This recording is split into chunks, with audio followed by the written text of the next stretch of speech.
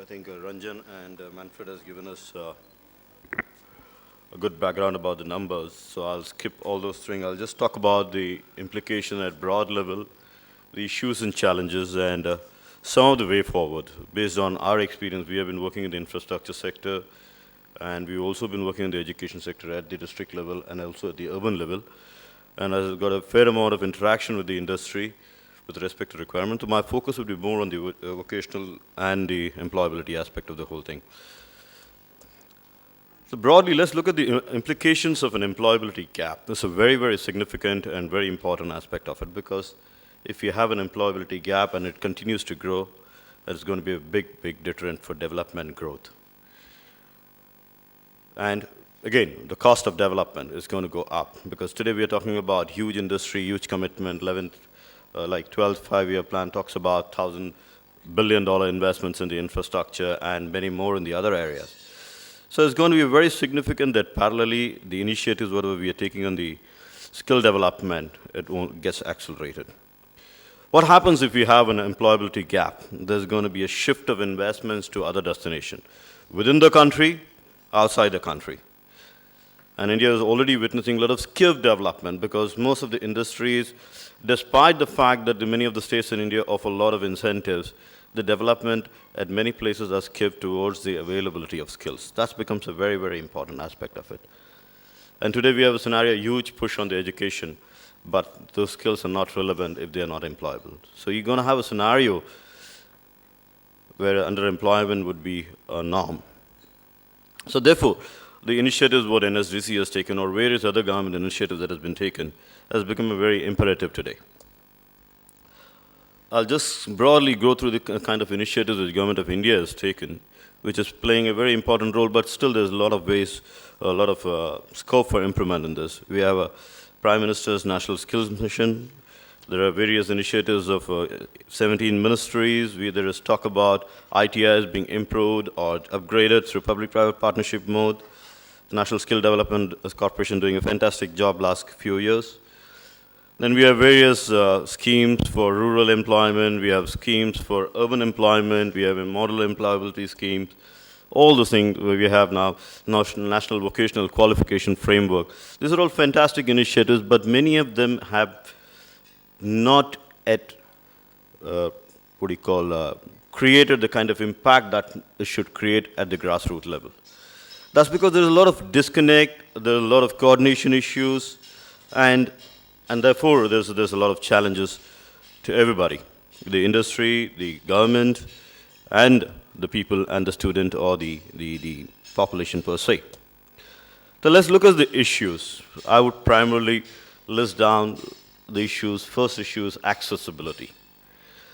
Now, most of the training or the skill sets that are there, or the candidates, they have very limited access. Most of the services or the educational service provider or the vocational skill set providers are located in the urban areas or bigger urban areas, not even small urban areas.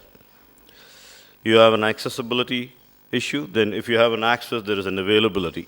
Availability means the right kind of skill sets. Most of if you by and large, if you look at today, IT has taken a major space in terms of the vocational aspect of it.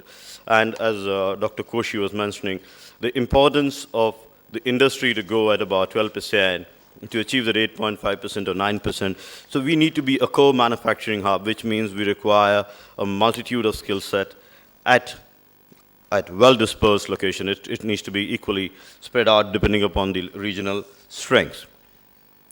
Affordability. The government has taken a lot of initiatives to make certain skills available or certain services being available through private as well as the government, this thing, but that targets only few of them, and because of the delivery mechanism, many of these things have not been able to reach the right kind of the people. So that's a big, big issue, because we have worked with ULBs and all this thing. Everybody talks about target. For example, in the SJSRY, that is Swarna Jayanti Shahri Rozgar Yojana, one district says, I have 10,000 target, and they come up in Jan. And so before March, I need to finish 10,000. I can't even locate those 10,000 people. The moment I go and locate them, He says, no, I'm busy, because they already have some kind of an informal work. So he says, I can't leave this and go and secure this thing without you guaranteeing me a job. Okay, in 2 months' time, what kind of a skill sets are we going to impart? Are those skill sets going to be sustainable during their lifetime to earn a livelihood in a very dignified manner? That's one aspect of it. Two, is this going to help the industry which is seeking those kind of skill to sustain their business model in the long term? So that talks about the issue of sustainability. Very important is the skill set that going to be developed through various mechanisms, either by the private sector or by the government. It needs to be sustainable for a longer period of time. And like somebody mentioned in one of them, it's going to be a concurrent issue. There has to be a concurrence development process as we grow along. So this is sustainability is not just from the point of view of the industry or from the service provider point of view, it is from the point of view of the population, or the people who are going to be skilled. Are they going to remain skilled? Are they going to remain employable?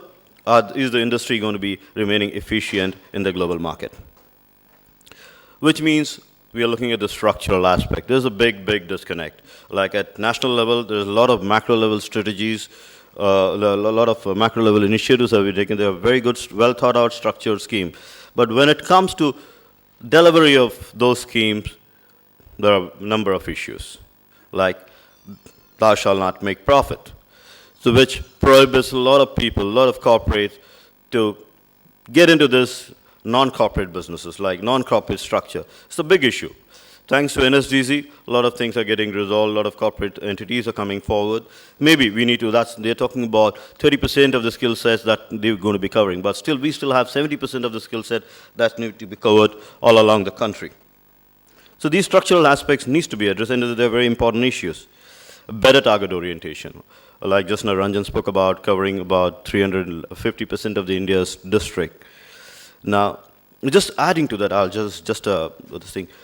Are these skill sets providers, are they structuring their modules or the business model based on the regional economic development? Because one needs to understand the regional economic driver, regional social drivers. Otherwise, what would happen is somebody from MP would have, or Orissa would have a skill, and he may have to go to Coimbatore, or maybe somebody develops a skill set of apparel making in Orissa, and they go to Coimbatore. What happens? 4 months' time, they come back. The cultural aspect doesn't suit me. So what happens? You have a skill set, they are not employable. So the migratory aspect. So when we target certain industry, certain skill set, are they going to be employable in a region so that the migration doesn't come, so that there is no skill development happens, and there is no additional pressure on the infrastructure in terms of managing displacement of the population, because that's a very important issue. Like somebody mentioned about people coming from Mexico, that's a quality issue. Somebody going from India to outside. Yes, this is all at what price, what is the economics, what is the social structure. These are all plays a very important role when we talk about the skill development and employability. Just take 2 minutes. Challenges, stigma. Already Ranjan mentioned about vocational training not being a graduation course, and there's got a social, a stigma to it. It's not accepted, like Malfred mentioned about what happens in Germany. Accreditation, standardization of these services or the qualification what we provide. Assurance of employability is already discussed. I will not touch much about it. Mobilization of candidates. Again, the location, the business model. Can we have a scalable business model for all these private companies, or the public-private model? It's going to be a very important issues there, which talks about the commercial viability, because if you're going to be supplying these things to an industry, it has to be a commercially viable model. Few suggestions. Number of cases, the dispensation of the government schemes normally goes to certain service providers. There can be a mechanism where the industry or the employees can participate directly in the government-sponsored scheme, so which makes their skills availability a little more economical. Evolving a better institutional or a regulatory mechanism, like the way we have been doing a lot of concession models, all those things. Probably there could be a good structure which could be evolved, where we can provide some scalable opportunity for the people to participate.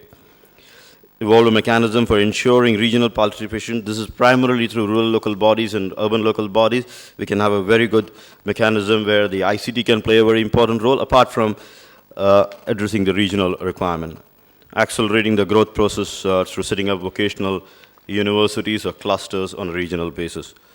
So these are some of the few suggestions we would like to make. One last thing which I would like to state upon is now this UID, the unique identification number, which is being now implemented, and by 2014 is going to be complete.